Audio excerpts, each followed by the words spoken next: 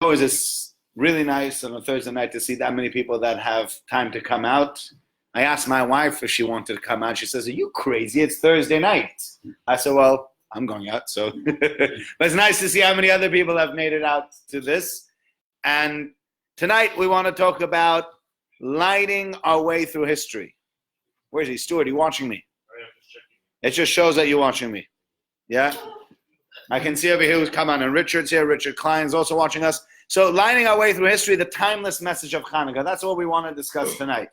So before we start, again, as always, big thank you to Phil for helping arrange this, for David Mintz for the great poster, and we'll have some good food afterwards as well. So I want to discuss tonight a little bit about Channukah, and I want to start with the following question.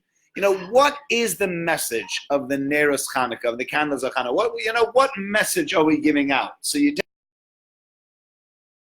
the first night and 2 candles the second night, etc., etc. So where's the message within that? So what? So we lit candles. So you say, well, okay, but there were candles. We are everlasting race. Yeah. Never be burnt out. Okay, absolutely. So we might discuss that as well. The everlasting race, never being burnt out. That's 2 different points about not being burnt out. Yeah. There are different ideas that come up with these Channukah candles, and really also there were 2 miracles when it comes to Channukah. There's really 2 miracles that we can discuss. One is the miracle of the war that the Hasmoneans fought against the Syrian Greeks. That's the first miracle, that a small army was able to beat out a large army. And the second miracle that we discuss is the miracle of the menorah. They came, they had beaten out the Greeks, they made their way back into the temple. They're now re-inaugurating the temple, and they want to light the Channukah candles. Not the Channukah candles, in the Beis HaMikdash. They didn't have any oil that had been set aside. That was okay. And then finally they found 1 flask of oil that had the seal of the Kohen Gadol on it, and that seal of the Kohen Gadol said that it was okay. They used that. They said, okay, we'll use it for 1 night. Beyond that, we don't know what we'll do tomorrow night. I don't know. Tonight, we'll have oil. We'll light tonight. It lit for 8 days, and once that lit for 8 days, that's the miracle. But there are really 2 miracles, but we only seem to remember 1 miracle. We only remember the miracle of the candles. There doesn't seem to be much in the way of remembering the miracle of the battle. So why do we only remember the miracle of the candles, and there's no reminder of the miracle that we won in battle? Unless you say we don't commemorate battles. We have Purim. Purim commemorates the fact that we were about to be destroyed, and then in the end we got in this battle and we were able to. We do say Al Hanisim. Al Hanisim is mainly about the battle. Absolutely correct. So Al Hanisim is mainly about the battle, and the Gemara. Come on in. Raymond. Do you know there used to be a TV show? It's called Everybody Loves Raymond. There's a reason for that. It was based on someone in our community. Right. Okay. Let's not push it. Not everybody loves Raymond, but we do. Okay. So as Alex said correctly, we mention the miracle of the war in Al Hanisim. But there's no other reminder other than just the tefillah that we say, thank you for saving us. But we have whereas the main mitzvah of Channukah, which is the lighting of the candles, that is a separate reminder. So why aren't we remembering the miracle of the Milchama? So I want to start with a halachic idea, but I think this halachic idea will then take us on to maybe a more esoteric or more ideological idea that I wanted to discuss with you tonight. And that's the following. Every night, they used to light the candles in the Beis HaMikdash. But the halacha in the Beis HaMikdash was that you could light the candles only with shemen zayis, only with oil that was made from olives, pressed freshly from olives. Only the first squeeze, the first oil that would come out of those olives was available or was kosher for the lighting of the candles. Beyond that, any further pressing of the olives that you got more juice out. You could use it for a mincha, for a flower offering, for other things, but you could not use it for the candles. So the first night, they put the oil in, They came back the next morning and they found it full of oil. Well, where did that oil come from? So miraculously, there was more oil. But that oil that miraculously appeared, this is where we start getting a little bit, as I said, esoteric. The oil that miraculously appeared, is that really olive oil? It's a strange question. But it's oil that has been created through a miracle. Miraculously created oil is not necessarily olive oil, it's miracle oil. So how can I use miracle oil, to burn the candles in the Beis HaMikdash?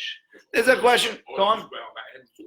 Well, that could be true, but but you still can't light Beis HaMikdash. You can't light the Beis HaMikdash with a pan either, right?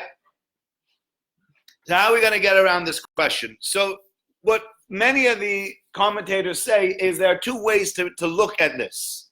You could either say that what happened on the first night was that you burnt out the entire oil, and when they came in the next morning and they had a look, the oil had replenished itself, fresh oil there, and that oil was a miracle. And then you can start asking a question, can you not use that oil? What you could say instead, by the way, that's the other side of this, is not that there was more oil created, that every night the oil burnt out and then God miraculously created more oil, but rather he took that oil and made it super potent. Come on in, please. He made the oil super potent, which means at no point in time was there anything else in there other than olive oil. It's just you had something. Normally you would say olive oil would burn for however long it is. Say, I don't know. I don't even know what the properties are. I don't know if there's a chemical equation that would allow you to figure out exactly how long it would burn for. But whatever that is, sometimes you have certain things that are supercharged. You could have a supercharged particle. Sometimes you get like very, very little things, and they say, it might look very small, but don't mess with it, because that small little thing is actually very, very powerful. You have something that's very large, but lacks power at all. And so therefore, the idea here is, according to many of the commentators, that we didn't actually have more oil being produced, but rather the oil that was there just burned for longer. But you had the same oil that just made it from that much longer. And also say if you make the first day of making the broth is the most important day, like when you mention the Benesra. No, so on Chanukah that's not correct. That's not correct. That's not correct on Chanukah. On Chanukah every night, and again we're talking. Hi Simon. We're talking about the menorah in the Beis HaMikdash. So the menorah in the Beis HaMikdash every night was a mitzvah, and every night was the same mitzvah. So how did they light with this oil? The oil it was just that much more potent. And the idea I think that comes with this is the message really of the candles of Chanukah that I want to discuss. That we remember the Chanukah candles, because the Chanukah candles, as we say, the candles are a symbolism of the Jewish people. As you said before, the Jewish people, the people that's not to be extinguished. And we also say, Kiner mitzvah v'Torah are. A mitzvah is a candle symbolic of a mitzvah, and the Torah is symbolic even of a bigger light, a big, large light that you could use. And the idea here is that many times you think, so let's just go back to answer the questions before we come to that idea that I wanted to say. So making our way back, so the first question is how can you use that oil, because you're using the same oil? What is the message of the candles? Is that the oil and the light that is being lit is so much more potent and so much more powerful than you'd ever believe. And that's a much more beautiful, a much more meaningful and poignant message than remembering a war. You remember a war? How do you remember a war? Well, we won, we fought, we killed everybody else, we won. I'm happy we didn't lose, but it's not exactly, what are you going to do to remember that? Whereas the message for Chanukah is a much deeper message. The message of Chanukah is a message of hope, but also a message for us to realize and to us to internalize that we have that much more to give than we think. You know, the Jewish people have always punched above their weight. We have. Look around almost, well, I don't know, almost every other, yeah? Do you remember that? Like, you know, remember that? What was that movie, Airplane? Do you remember the movie Airplane? You know, they're coming around and says, would you like to, you know, would you like the encyclopedia? Or would you like a little pamphlet on famous Jewish sports heroes? They pulls out like a little piece of paper. Was it Sandy Koufax, maybe one or two others? That's it. You don't have, sports is not our thing. But, fun? We've had some big sports people, but you know, in general, I think the Jewish people have never been known for the prowess in sports. It's not been our. We've had some good sports people as well, but that's never been our strong point. You look at the Nobel Prizes, we look at the land of Israel, the state of Israel, the startup nation, the fact that, you know, it is a country whose exports. It's interesting. You look at the numbers in exports. It's massive, and that's made up mainly of high tech. We export computers. Young people within Eretz Yisrael have come up with amazing ideas that have sold for billions and billions of pounds to different people, and things that everybody uses on a day-to-day basis. My sister says that my sister works at Facebook in Israel, and she says they have a big center there with 500 people, and they're doing a tremendous. A lot of the work that's being done for Facebook is being done in the Middle East, in Eretz Yisrael and Tel Aviv. She's a team leader over there. So even all the big companies, Pentium, Intel has a big plant over there in Hachotzvim. A lot of these companies, they want to interact with Israel. And even when I recently met with the Israeli ambassador told us, I think it's about 3 months ago when we sat, he said, for many years, the Arabs had something that everybody wanted, oil. Yeah? But as we are becoming less and less dependent on fossil fuel, as a society, as a civilization, we're starting to try to look away.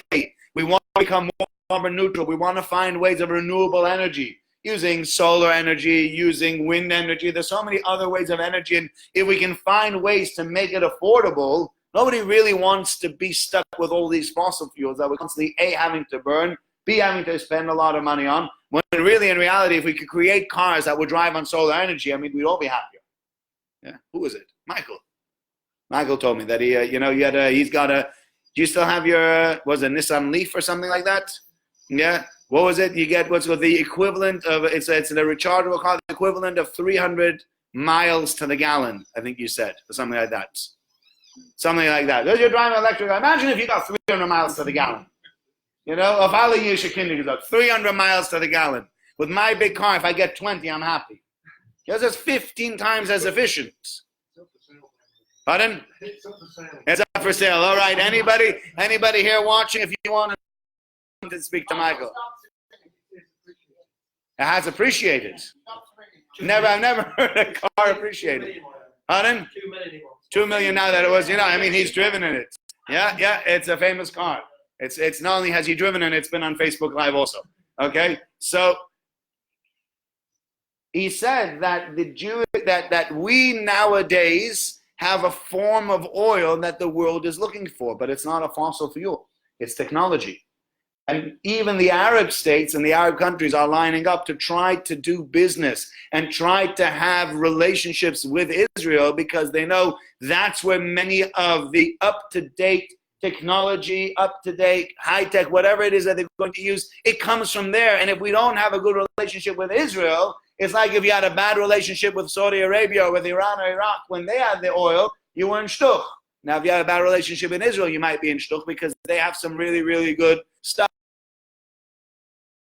that helps them as a country and helps the people function and do things correctly. So we've always punched above our weight in all sorts of different disciplines. I mean, we don't have to go through everything. But where is the secret to that? And I think the secret of that comes from this idea of the candle, the Neres Chanukah, the Chanukah candles. In that a candle can be so much more potent than you believe. You have these candles that you think will light for one night, and they lit for 8 nights. And you light the candles every year on Channukah to remind yourself there's that light inside you that you shouldn't underestimate. There's a light inside you that could go out there, and 1 can turn into 2, can turn into 4, and it's powerful. It's got what to offer. It is a number. Come on in. Come on in, Phil. It's something that is very, very. We'll swap Phil and Phil. Oh, there's another chair next to Clyde if you want. Oh, there's a seat next to Adam as well. It's also next to Clyde. Right? So there's an interesting story. The Navi actually tells the following story. The Navi says that there's a Isha Achas, it's the Haftarah for Parshas Vayera. So there's a woman, from Nishanavim, a woman who was a wife of one of the prophets, comes to Elisha the prophet.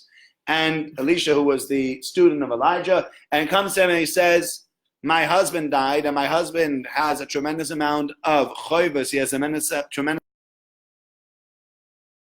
holding out. He was paying for all these other prophets. He was paying for their upkeep. And now the people whom I owe money to have come to me, and it's not like the olden days. It's like the olden days, there wasn't like, chapter 11, you can't just say, I declare bankruptcy or something, go into administration. It will be a lot worse. So the debtors have come, and they're about to take my child to become their slave in order to pay for the debts that I have. What do you want me to do? So Elisha says, what do you have at home? And she says, I have 1 flask of oil. Yeah, see again, oil, right? I have 1 flask of oil. He says, okay, go around to all your neighbors and ask them for empty vessels, as many as you can. Just ask for as many vessels as you can.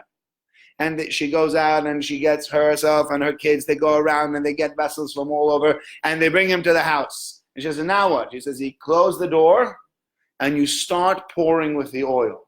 And the oil on pouring, and when you fill up one of the vessels, move it over, move the next oil in, next vessel, and keep on filling. And she kept on filling. That's what they did. So they stood there, and it was miraculous, and the oil kept on pouring, and they did another vessel, until they filled them all up. And then she turns around to her kids and she says, okay, where's there any more? And they said, that's it. We borrowed X amount of vessels. They're all filled with oil. He says, fine. The oil stopped pouring, and they took that oil and they sold it. Again, the message over there, why did he ask for that oil? If that was the message, if that was what Elisha was trying to do, why didn't he just say, look, bring all this stuff at home and I'll come and I'll just snap my fingers and I'll fill up with oil? Because many times, in order to have that abundance, there needs to be something there. As long as there was that little bit of oil, that's what he says. So if you have a little jug of oil, that jug of oil can create and more oil. There can be so much there's so much abundance or plenty that comes from that, but you have to have that little jug. It's not going to come from nowhere. And that's really what we're doing with the candles also. There is a candle there in every single person. And that candle is very, very powerful, if you know how to tap into it. So I'll give you an example. This is a friend of mine, a modern day example that I'll tell you. How many of you here have heard, everybody has, has anybody here not heard of Miss Askim in Manchester? Yeah? Everybody's heard of Miss Askim and the work they do. I think we can all admit that Miss Askim is a phenomenal organization that does tremendous work and has really changed the face of dealing with bereavement in this community. Definitely for the better. Not just change the better, change the face for the better. How did it come about in town? So I'll tell you, because I'm friendly with the person that created Miss Askim. The person that created Miss Askim used to be my chavrusa as well, Rabbi Sofer. Rabbi Sofer from Beis Yisrael Shul in the Cultural Center. And he said he went into he had to speak to Diane Westham about something. Diane Westham used to be in the Manchester Bezdin, and he went in to speak to Diane Westham, and he saw Diane Westham running around and making phone calls. He said, what happened? He says, my sister's just passed away, and I need to get the house ready for Shiva. I need to set up for Shiva. And so he's making phone calls, who's got Shiva chairs, and who's got Siddurim, and where can he get a Sefer Torah, and how is he going to get the message out to everybody? And he was very busy making all those phone calls. And Rabbi Sofer thought to himself at the time, he says, there must be a better way of doing this. We must find a way that is so much more becoming. When people lose someone, Baruch Hashem, I've not gone through it. I know my wife's gone through it, and I went through it with her, but I personally haven't gone through that sort of tragedy yet. But I've seen people, sometimes, you've lost someone, then you got to run to the hospital and get the death certificate. And then you have to run from the hospital, you have to go all the way out to the registry office, whether it's Barry or whether it's Swinton or whether Heron House, wherever it is, and you got to register the death. And you got to get to Gold Mines, and then you have to all do all those things. And many a times, for people who have lost someone, it's a very stressful, difficult thing to do. For some people, they're very happy because it gives them a distraction. So they're not wallowing in their pain. Instead, they're like, well, I need to go now to the hospital, I need to do this. And that. If they have all these jobs, they can keep their head busy with something until the funeral, so they're not falling apart. But the truth is that if you had to make all the phone calls, and you had to go and you had to get the Shiva chairs, and you have to get the student from a place, and find out you can get a Sefer Torah from another place, and who's going to send out all that is really, it's taxing, it's time consuming. And really, when somebody is going through the pain of having lost a loved one, the last thing you really want to be doing is organizing everything. You just want to be able to have an organization where you say, you know what, somebody's died in my family. Deal with it, please. And they're like, sure, no problem. What do you need? You need Siddurim? We'll come and deliver them. You need Shiva chairs? We'll come and deliver them. You need a Sefer Torah? We'll come and deliver it. You want signs putting up? We'll send out an email through Everywhere K or Manchester K, and we'll put up signs in all the different shuls. You need transportation, and Go Finds is busy. We'll transport the nifter. Just now, Rabbi Ben-Zion Lewis, who passed away. His son. Pardon? His son. No, his son didn't pass away. Baruch Hashem, his son is still around. You know. I know his son. Yeah, I know.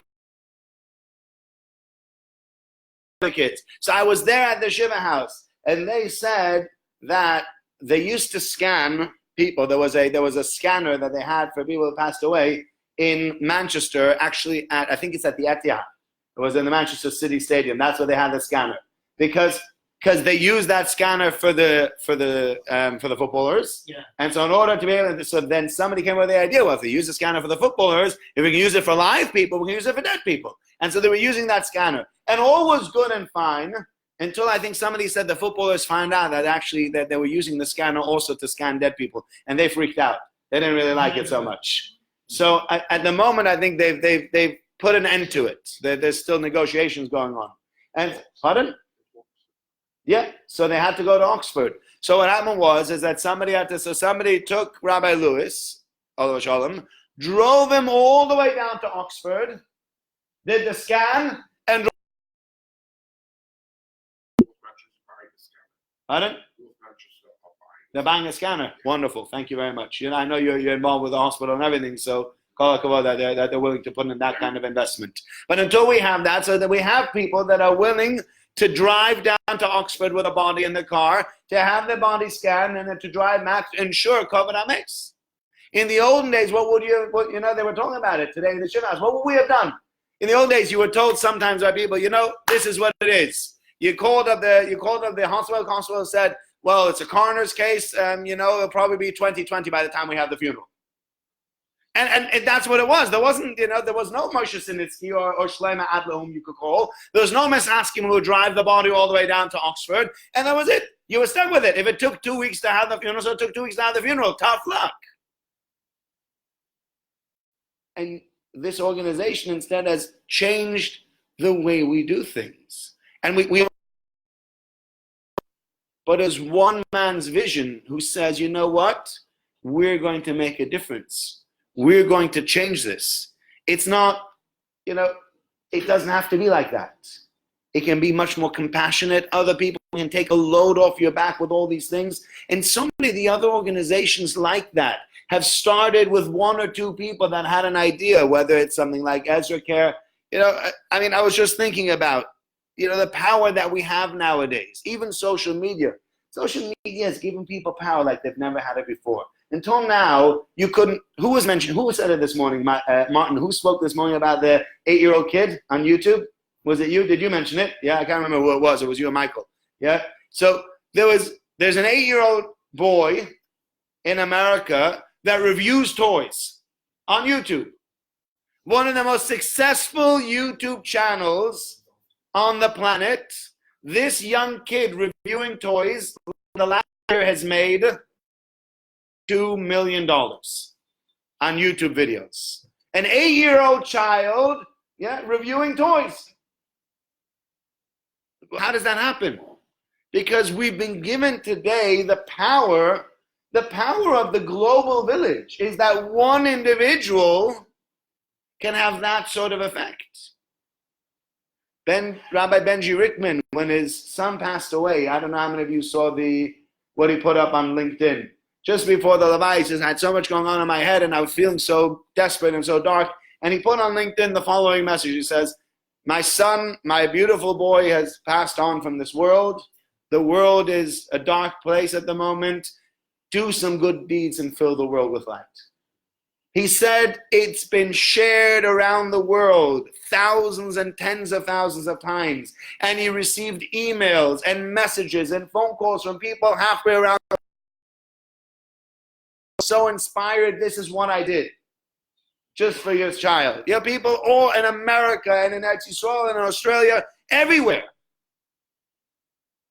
Because now we've been given the power. The computers have given us the power that I can stand here and speak, and thousands, tens of thousands, millions of people around the world. Not me, but I get 2 or 3 people watching me on Facebook Live. It's good enough. Yeah, but there are people out there, that you can tap in to that power. That's unbelievable. That the power that, say, what's the power of one individual? Oh, well, one individual not that powerful. Put one individual that's really good with social media in front of a computer. What's his power suddenly? It mushroomed. One person, it can make such a difference. You look at campaigns even nowadays. We talk about these. I know we've not done one of these, and I don't know how many of them you've seen. How many of you have seen one of these charity or cause matching campaigns? Yeah, you've seen them plenty of times. Yeah, you can hit up again and again and again. Anybody know what I'm talking about? Everybody know what I'm talking about? So they have campaigns, but what they've done is the following, and now they've slowed down on them. But for a while, they were doing them literally once a week or twice a week. There were these campaigns going on, and the campaign worked like this: there were a few wealthy people, individuals that come together and said, "We will give the organization. Let's say we make a goal. Let's make a goal of £500,000. We will put forward £250,000, and if you can raise the other £250,000 in 36 hours, we will give you our £250,000. If you raise £499,995, the whole thing falls apart, literally." So that we've had these campaigns, and in my son's school had a campaign like that. There was a mikveh in Gates that had a campaign like that. There are shuls in London that have had campaigns. There are hundreds and hundreds and hundreds of thousands of pounds that have been collected in 24 and 36 hours. People have put forward sums that you would have never dreamed of years ago. If somebody would have said to you, we have a campaign to make £1 million in 36 hours, what would you have said? You're crazy. Madness. But here we say we have a campaign. Somebody's put forward 500,000. All we need is 500,000 pounds. All right. If I said to you we'll make 500,000 pounds in 36 hours, you'd still say I'm crazy. But there's been campaign after campaign after campaign that's been able to pull this off. Because everybody suddenly decided to pull their weight. And we all come together and we say, and this is basically what it is. It's a whole bunch of people. So I saw it when my son's school did it. What happened was that we all got together. There was like a hub, and people that had made phone calls beforehand, they made phone calls on the day, and everybody called people that they knew. Says, look, we have a matching campaign. Even £10 will make a difference. and the money was just coming in, and all the money was coming, it was being doubled and tripled, etc., etc. And so in 36 hours, my son's school brought in £725,000. Yeah, it was 720. I mean, they hit the goal with 5 minutes to spare. It was not fun. We were all very, very, very nervous. But we just about made it. Pardon? First, you need to find the few people that are willing to put up the big money. Then we can. Yeah, that's the hardest part, is to find the people that are willing to give the first £500,000. If we find the first $500, we can talk about the second 500 afterwards. But you're right. Why not? Yep. I think, well, Rabbi Walker was talking about it, maybe about doing it, but they wanted to build make the building in the back bigger. I don't know, maybe they can, maybe they can't. I don't know. But the point is, these campaigns don't rely on 3 guys to each put £350,000. People around, even around this room, where everybody says, I'll give a 5, or I'll give a 10, or I'll give £18, and it goes and it multiplies and it multiplies, and suddenly you have it. I mean, crowdfunding has become a very big thing nowadays. GoFundMe and Virgin Money and whatever else it is. And you send it out via Facebook, and send it out via Twitter, and suddenly you're running a marathon and you want to bring together £500, and there's £3,000 you're bringing together. Sometimes. You send it out to the right people. That's what's happened. We have learned, I mean, what's happened in our generation is something that's unbelievable. We have learned the power of the individual, and to harness the power of the individual and to be able to take that individual's potential and to supersize it, to make it come out in a way that's become unbelievable, that we're able to do this kind of thing. You know, even look,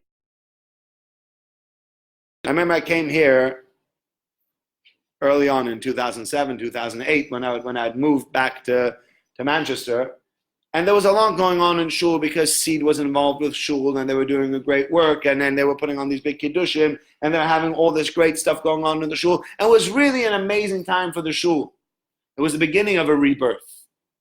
And then Seed left, about 2010, 2011, when they left, and we weren't sure where was this going. And now 7, 8, 9 years later, we look at it again and we see we have seen that rebirth. And it's happened, you know, a little bit, and something doesn't. But what makes it so beautiful is you look at the shul, and, you know, what used to be an outside organization sort of propping us up is today our shul propping itself up. It's more or less doing it on its own. It's our people that are doing these, you know, it's our people that are running these. It's our members that are coming to the children's services, and now it's our members that are now doing all these things for the teenagers, our members that are coming to shurim like this. It's not an organization from the outside that is needed to come in and sort of say, well, you're not doing really well, but we can make it better. As long as we're here, and once we go, it's no good. Even that has shown potential. So what the message, the timeless message of Channukah is, dream big. Every person every light that symbolizes every single one of us is a high potency light. It's what we remember on Channukah is the latent potential of every single individual. Nobody in this room should ever say, I cannot be great.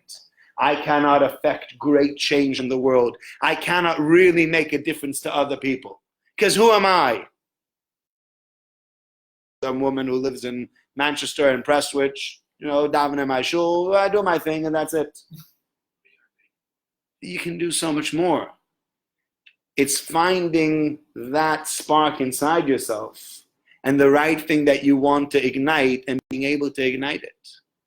And that's what we of Jewish people have been doing for the last 3,300 years, is igniting civilization with that potential that's inside us. That's why we punch so much above our weight, is because we realize that in every person there is that potential. If you want to, you can be the greatest doctor, you can be the greatest scientist, you can be the greatest accountant, you could be the greatest high-tech person, you could be a guy in politics that can make it all the way to the front. You can do anything because inside you lies that spark, that super potent spark that can do anything if you want it to. And if you will it to, and if you dream that that's what you're going to do with yourself. And so the lighting away throughout history and the timeless message of Channukah is never give up on yourself and never underestimate yourself. Every person has greatness inside them. There isn't a single person in this world that doesn't. The question is, will you harness it or just let it die out? You let it die out? Yeah, you're right. There's great potential. I've seen people that have great potential, and sadly, that whole potential has been wasted. And I've seen people where you thought, what's he gonna, he might not amount to much. He doesn't have it in him, or she doesn't really have what it takes. And you come back 5 years later and you go, I can't believe it.